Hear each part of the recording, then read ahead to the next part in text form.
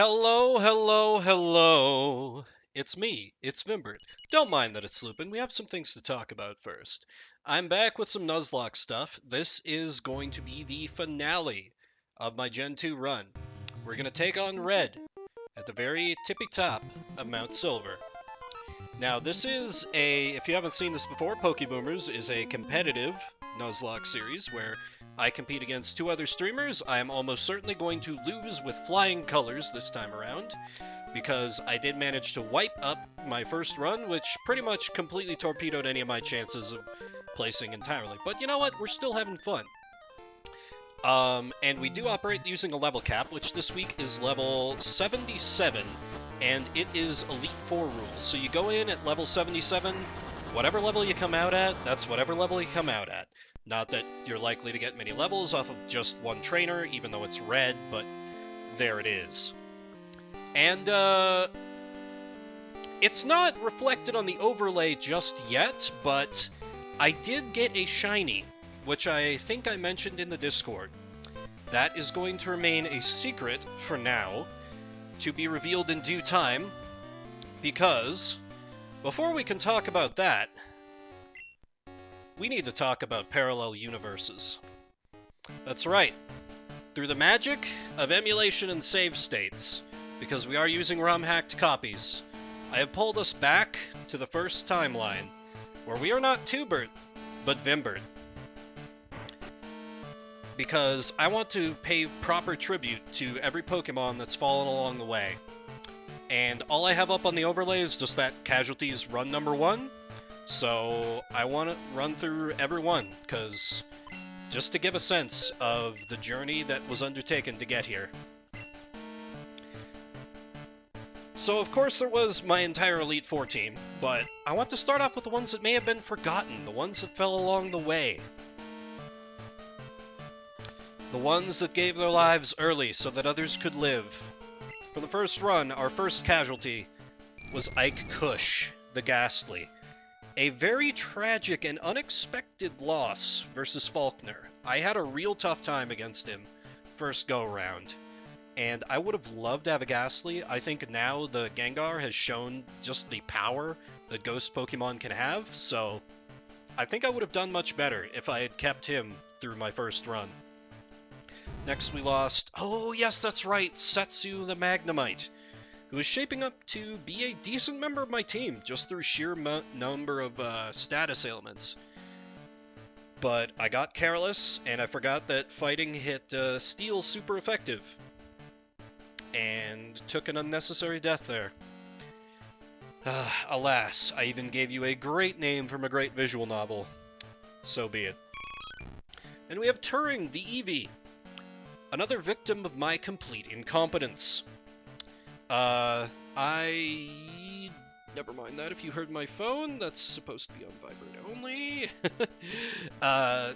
Turing fell against the red Gyarados because I had thought, foolishly, that you could sail up to the red Gyarados, get into a fight, and then just sail right back to shore.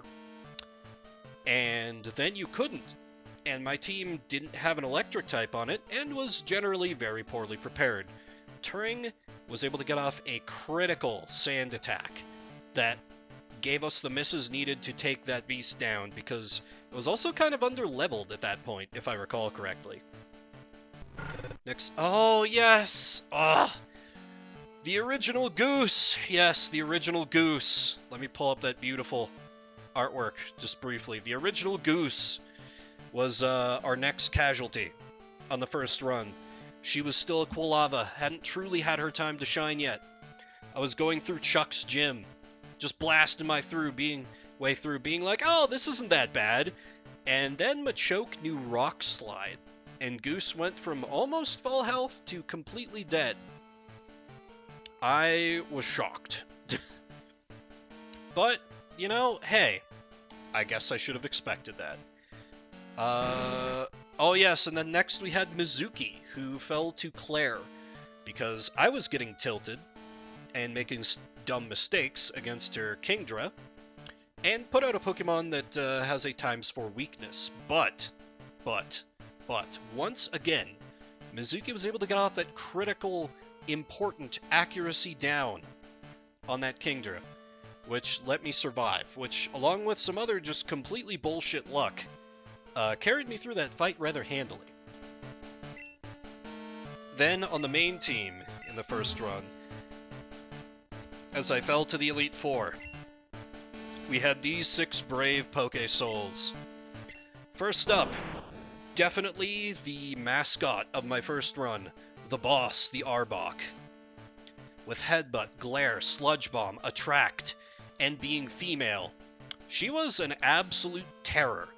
I have really good luck with Glare, and being able to set up Glare and Attract is just the epitome of my flip a coin to continue playing the game strategy, as one of my friends termed it, when they saw one of my Friday battles, and I enjoyed it quite a lot. But alas, the boss fell, I believe, to Will. Nagito the Lantern, an absolute tank, who was another good just status effect Pokemon. I don't remember what got you, Nagito, but your namesake in the second run has more than lived up to your legacy. I think you would be proud. Now the Crobat. Yes, this one was another harsh loss. I think I had to put her in against Will when I had bad luck versus Psychics, and just got totally crushed, which is unfortunate because she did a lot of work for us. You know, Crobat, pretty good Pokemon. Pretty solid Pokemon, you know? Then we have Edgeworth, the Quagsire, who was another absolute trooper and was going to be key to my Lance strategy, as you can see by the presence of Ice Punch. I had actually been toying with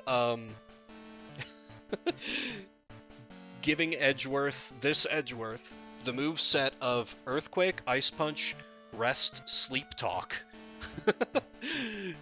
I didn't end up doing that, but I had thought that maybe that could have helped me against Lance, but yeah, this Quag was a great Quag, but I got another one in my main run, so. Kibo the Noctowl exists kind of terribly. She survived longer than I thought she would. Moving on. Beatrice the Lickitung, who performed far better than she had any right to, if I'm completely honest. I was getting very pleasantly surprised by how well Lickitung, of all Pokemon, was performing. And, 3 punches and a Shadow Ball? I feel like Beatrice was going places, but alas, just that slow speed did her in, alongside, me having to use her against Bruno because I was kind of running out of Pokemon. But that was the run that was. Now, we need to focus on the present, and the run that is. So give me just a moment here. This switching over might be a little awkward, so bear with me. We have sound. Can we get video? Yes. Perfect. Alright. Now we are back in the Two-Bird universe. And of course, we need to pay proper tribute to the casualties here. Ironically, both of whom were off-stream, because after wiping to the Elite Four, I played through the entire game, again, in a week, so I would be ready for the podcast. Because I am just that insane, apparently. Turns out I had more than 1 week to do it in anyway, but eh. Pandora, the Rattata. I did not expect a lot out of Pandora. I think she fell against Faulkner, and at the time I was kind of like, yeah, that's fine. Understandable. Wasn't really too shaken up by it, and that's why I gave her a less favored name from a visual novel that I consider kind of bad. And then Makoto, the Nidorino. I was so excited to have a Nido King after Nido Queen was such a key Pokemon for me in Gen 1. But alas, I was exploring around in, I think, Union Cave, and I just came up against a trainer who was a little higher level than I was prepared for, and Makoto got crushed under his heels. He did a lot of work for me, was very key in beating Whitney, which was, again, off-stream. Speaking of off-stream,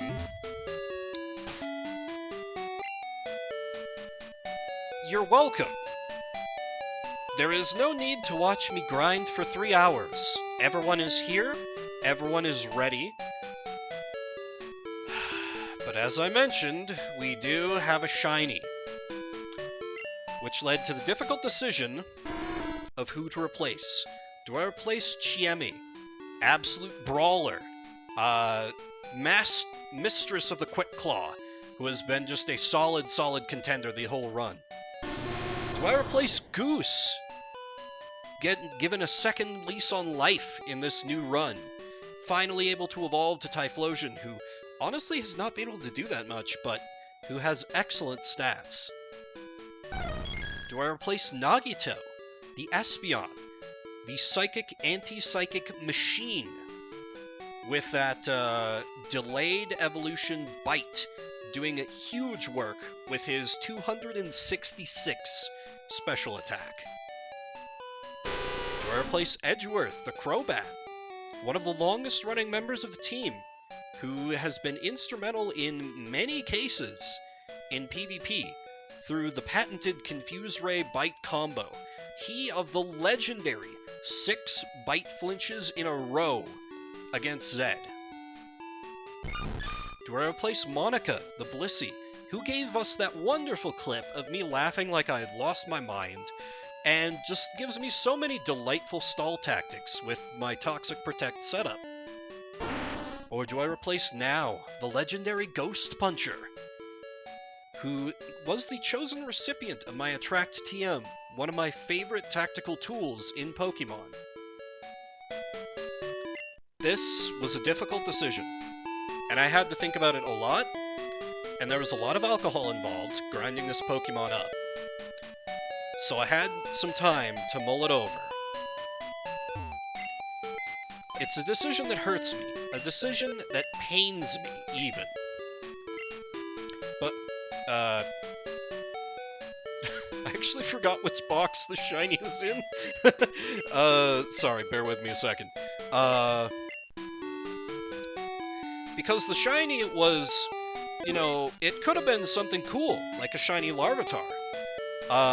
It could have been, you know, a shiny Zubat, something that just replaces something one-to-one on the team.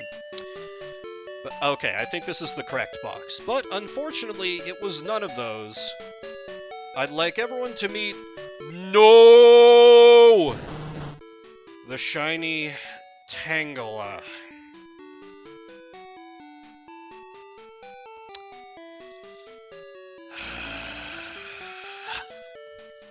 I hate grass Pokemon, and I really don't like Tangela. I had thought about Tangela in Gen 1, but in Gen 2, they just cut his special defense down to nothing, for no reason, basically giving him no other tools. This Pokemon is garbage, and I wouldn't be using it if it weren't for our shiny rule for Pokeboomers, but, you know, we ain't winning anyway. So, I may as well not do a sneaky thing and kill off my shiny. I also could have, since this was caught off stream, been just, you know, just let it die, but no. I have some degree of honor to me. So that brings us to who do we replace? All 6 of these Pokemon are excellent to varying degrees. They all have niches that they shine in. They've all been steadfast comrades. However, after thinking it over carefully, Edgeworth. I'm very sorry. I love your Confuse Ray. You've been instrumental, but your moveset, my god, your moveset. I can't even use a lot of good TMs on you, like Sludge Bomb. So, I am just stuck, so... Edgeworth, I'm sorry. You are not coming with us for this final fight. Instead, we're bringing a shiny Tangela. And, now the acute observer may note that Tangela is not at level cap. However, I have rare candies, because I was going to spare myself some of the pain. Hooray, level 75. Hooray, level 76. Woo, level 77. No is probably not even at level, or at stat XP cap, but I don't care. This Pokemon is going to be useless in PvP anyway. And yes, I know I'm at full health, but it's like an OCD thing. I have to do this. Oh, before I forget, I do want to declare on stream that my backups, should I have any fallen in the red fight, are going to be Edgeworth the Crobat and Battler the Tauros. Probably with priority given to Edgeworth, unless I really, really, really need a good physical attacker. For not the least reason that Battler's at level 55, and after doing the grind, I really, really, really, really, really don't want to do the grind again. You know? I'll put Miracle Seed on it, because, What items do I have on the rest of these before I start heading in? Because I do plan to repel all the way there, because I had a horrifying vision of just, like, being at red, and then encountering another shiny, and then just having to do the whole thing over again, and no, I refuse. No thank you. There are repels in my bag. Okay, now could probably use something rather than Bitter Berry, but I don't know what I really have.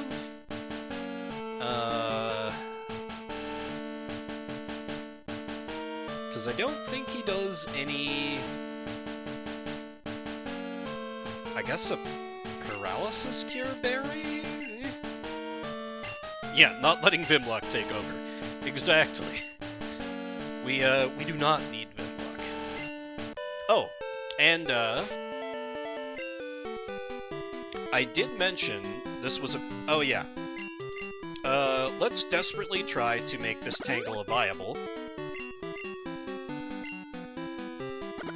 Those are speed. Neat. I definitely meant to buy Oh, and now it's perfect. Okay, cool. This is a disaster. Great! Now, I did talk about a few streams ago having a weird, like, childhood memory of this fight with Red, and I wanted to talk about that as I made my way to the summit. No can learn Flash, so tiny, tiny, tiny benefit to getting it at this point, I guess. I have this very clear memory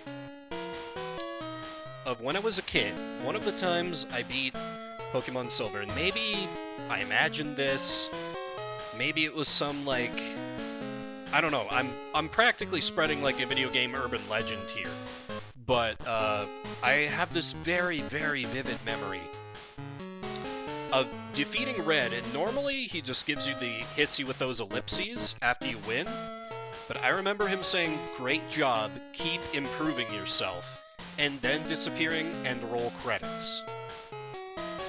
That's probably bullshit, that's probably just completely invented in my brain, because I've seen a lot of things and remember a lot of things that I know to not be true. You are here at the correct time. Welcome, Rabu. And, you know, we're in Johto, so we gotta roll up to Red in style. So now, across 2 timelines, I have chased rumors of you. Team Rocket kept talking about this. Reed, play us in the dulcet tones of Reed and that lucky channel. Across 2 timelines I've chased you. The young trainer who defeated Team Rocket only to become their new boss from the shadows. Most don't realize it, but I know. You can't fool me with those nameless Rocket executives who have claimed to be the leaders. I see through your lies, sir. So I just want... I know that you paid off the Elite Four to kill me once. But death to my entire team was not enough to stop me. And so at the end of all things here, Red, Thank you, Repel, for breaking the timing there. I want to ask you, why? What was it all for? Do you have anything to say for yourself? Now that vengeance and justice is here to be done upon you? Or are you just going to keep your silence and keep your secrets? Very well. Cowabunga it is.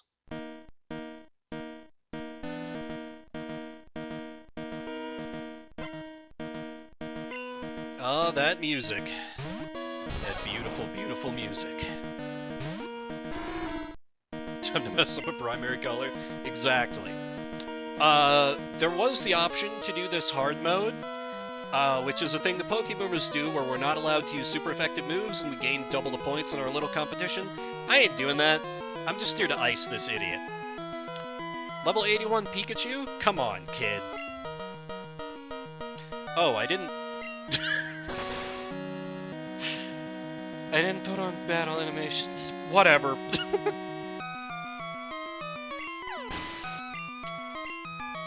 I'm sorry, I've robbed the moment a little bit, but c'est la vie.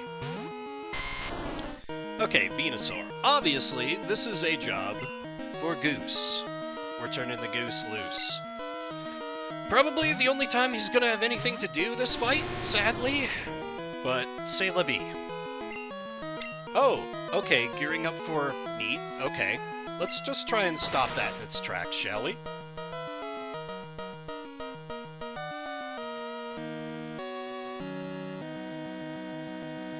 A critical hit. Goose, you magnificent bastard. You probably didn't even need it, but every time I bring you out, you never fail to impress. Unless it's in PvP, where I frequently get my face punched in. Espeon, fool! That is not how you Espeon. This is how you Espeon. Nagito! Teach this pretender the meaning of fear.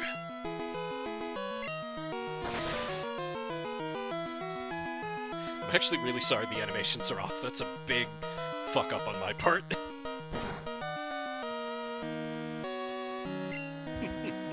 Psychic? Psychic is the best you can do.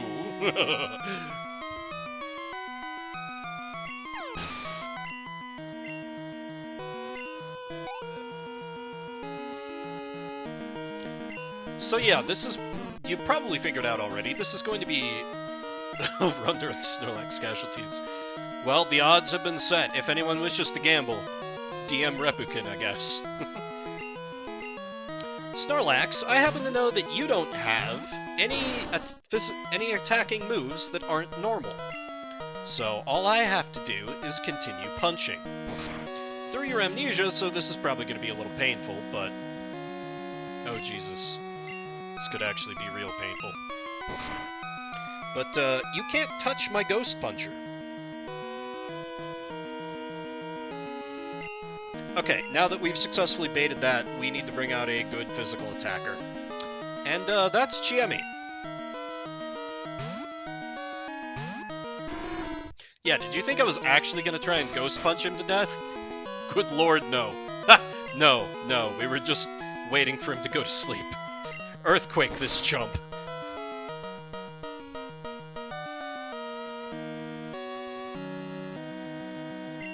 I would have liked to see that do more damage, but you take what you can get here, because Snore is not that big a threat.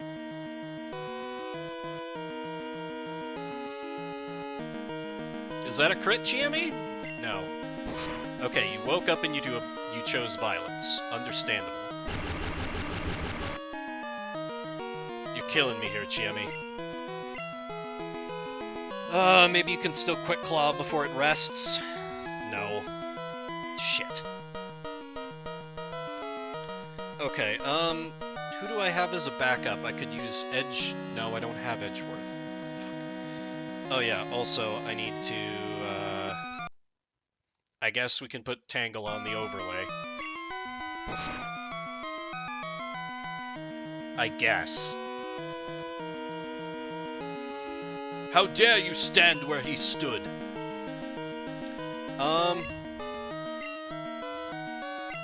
Goose could do some work here. Well, no, he's got double amnesia, so it would be strictly physical strikes. Nagito's obviously useless. Monika's no good. Now is no good. I do not have a lot in the way of physical attack, huh? Well, Goose, I don't expect to need you for anything else, so... Yep, shiny. You did, in fact, make it in time. Welcome.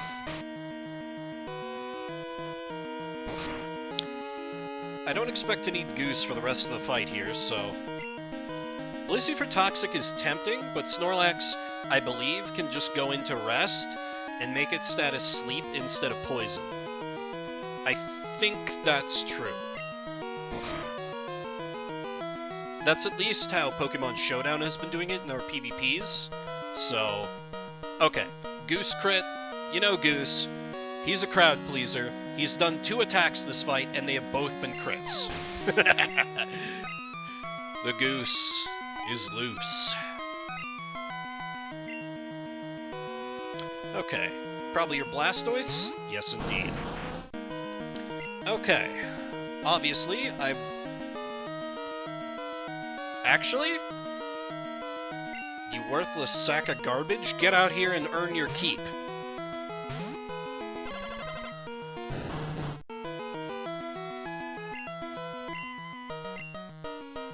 With a Giga Drain.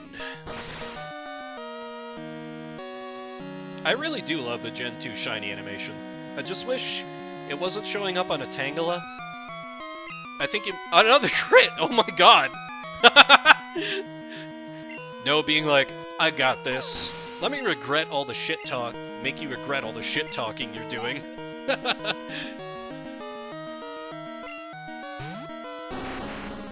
Exactly, this is serious Gen 1. It's either Gen 1 or Vimlock. Take your pick. Oh, Chiemi is paralyzed. We shall Ghost Punch instead, which is a little dangerous. But I'm assuming I don't get... Yeah. The danger here is going to be Wing Attack. I have no idea how much Wing Attack is going to do. But this should still be pretty safe. I'm assuming Thunder Punch probably 2 taps this guy. If not, I can set up an Attract or even... Crit? Crit? Oh. The dulcet tones of Reed have granted us Vimlock extraordinaire. Oh, and the full para? You know what the fuck it is. We're ending this off in classic Vimbert fashion. RNG just handing me the victory. Truly, it's just difficult to be me, lavished with such favor. So that was completely unearned, and I loved it. Yeah, it was... Okay, so I mentioned that weird childhood memory. I remember it happening like this. I get the dots, I get the money, and then right here, after these ellipses, he would say, good job, keep improving yourself. But that's not what happens, so I have no idea where that memory comes from. But, hey! That's my second Nuzlocke I've ever done finished. 2 were one-hit KO? No, 3 were one-hit KO crits. So, that is Red defeated. That is Pokemon Silver completed. Well, beaten, rather. Maybe conflating? It's true. It's true. Perhaps. I did a lot of Elite Four grinding in those days. I did want to kind of share my thoughts on Gen 2. We do a podcast on Friday where myself, Hugh Gaming, and Zedward from Play Together Stay Together talk about how our Nuzlocks went and fight our teams. That's over on Hugh's channel. Hugh, if you're still lurking, feel free to plug yourself there in the chat. But I know not everybody catches that, and it's fair. So I wanted to talk about my thoughts about Gen 2. Just kind of off the cuff a little bit. Yeah, Gen 1 having the Oak fight would have been cool as a kind of bonus boss. I still like Gen 2. I think the game absolutely falls to pieces once you get to Kanto, but the Johto experience is still solid. The level scaling is kind of wonky, but... Oh, sure, I can lower the volume. Yeah, sorry, didn't realize it was blowing you guys out. How's that? Better? Let me know. Gen 2 has a huge amount of nostalgia for me. Before we started Pokeboomers, I had never played Gen 1, so I don't have those rose-tinted goggles here, but they are in full effect here. Pokemon, like, through playing Gen 2 was how I made some of my first friends as a kid. I played through it something like 5 or 6 times when I was young. Turned it up about 5 times. Oh yeah, you got it. Let me swing the pendulum the other way. But, and there we have that, the end music. I do think that, you know, I wish that the new Pokemon got more of a chance to shine. A lot of your team kind of ends up being Gen 1. And, you know, Hugh likes to talk Gen 1 with a fresh coat of paint, but honestly, they just kind of balance, fix some things, and kind of improve on the original. I think it's good. They make the inventory system not an absolute war crime to deal with. They add things like different kinds of Pokeballs rather than just straight upgrades. They add the radio, being able to, like, call trainers back, and, like, a little more incentive to go hunting and, like, exploring around. The select button for quick access to, like, your bicycle or fishing rod or whatever you want to use it on, but you use it on the bicycle. They actually QA tested this one, exactly. So, I still like these games. I haven't made a secret that I'm not the biggest Pokemon fan outside of Pokeboomers, because I feel like Pokemon has kind of failed to innovate in a lot of ways. But Day-Night Cycle and Swarms, thank you, Repu. Yeah, I forgot about those, yeah. Also, the roaming legendaries, you know, that was another cool idea. I remember many times as a kid, like, looking up in the Pokédex, like, hey, oh my god, is one of the dogs in this route I just entered? Can I try and get it? Dark and Steel types make the Psychic type not busted. That's debatable, I think, because I don't think they made enough Dark and Steel types, but it helps a lot, certainly. And, you know, you've got held items. Yeah, so many things Gen 2 did. I think were just great changes. It's one where they really, really improved on things. And I feel like with Kanto, they were kind of trying to... What a surprise, Vim's going to bust out a comparison to Dragon Quest, but I feel like they were trying to pull a Dragon Quest 3 with just like, whoa, look at this whole second world! But then they kind of made it emptier than your average Ubisoft open world game. So, yeah. But, man, it's cool to, like, head back there. You know, I had kind of nostalgia from it because I had seen the anime, so it was cool being like, oh, I can fight, like, Misty and Brock, and, like, oh my god, that's Ash Ketchum. They're calling him Red, but that's Ash Ketchum. Yeah, a lot of cool things, so, yeah, I'm gonna start this is super short stream. I thought my retrospective and honoring the fallen would eat up a little more time, but oh well. It has been... The past week has been incredibly rough at my day job, so I'm kind of going to take the rest of the evening to rest. However, tomorrow I am going to do a shuffle stream, because I'm not going to be able to do one Saturday, where we play a different game every 30 minutes, determined by RNG and you lovely people in chat, so that'll be going at our normal time. And then, of course, on Friday, we will be doing the Gen 2 finale for the PvP and podcast. And we also have a special surprise that Hugh, Zed, and I have been cooking up that I think people who have been following the runs very closely will enjoy quite a bit. That's all I'm going to tease about it. I want it to remain a surprise. And, yeah. This has been Pokeboomers. I've been Vimpert. I want to thank everybody for coming out for a stream that's shorter than I usually like to make them. Sorry about that. But, yeah, if you're watching the VOD after the fact, I thank you.